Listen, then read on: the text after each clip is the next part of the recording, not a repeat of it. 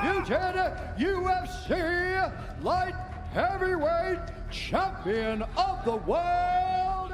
You know, this is nothing new for me. You know, I have got 37 years old, lot of fights, so it's just fun. You know.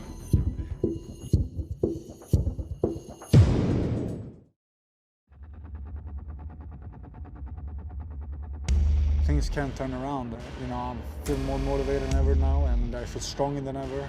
My physical abilities are much stronger, and I just keep going and I keep training every day, and I want that belt. Very tough guy in Jan Blachowicz. Blachowicz has strong grappling. He's a very physically intimidating guy. He's got power. He's a dangerous fighter. Blachowicz versus Adesanya. And before any of you yawn, before any of you think, well, this fight doesn't make sense, does this mean Adesanya is leaving 185? Before you start asking these questions, you have to understand why this fight is taking place. It's got nothing to do with Adesanya or Blachowicz. It's got to do with Jon Jones, specifically.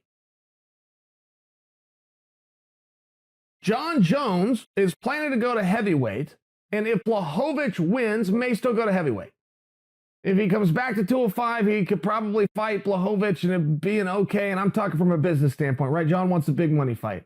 It'd probably do just fine, and then he's in the same spot. There's just nothing else to do there. So my guess is if Blachowicz beats Izzy, Jon just goes up to heavyweight, but no reason to bring Izzy up to 205 and try to get a belt around his waist or potentially get a belt around his waist unless he's going to fight Jon Jones. There's also no level of sense to put Izzy versus Jones, which is possibly the biggest fight you could make in the entire industry right now. Can't make Khabib and Conor right now, right? Khabib left. Possibly the biggest fight you could make in the entire industry right now. It just doesn't make sense to do it at 205 pounds just because.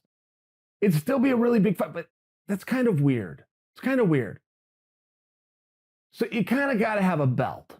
So Adesanya moves up, Adesanya grabs the belt. Great, Jones is now going to fight Adesanya for the belt. But in the meanwhile, what does Jones do?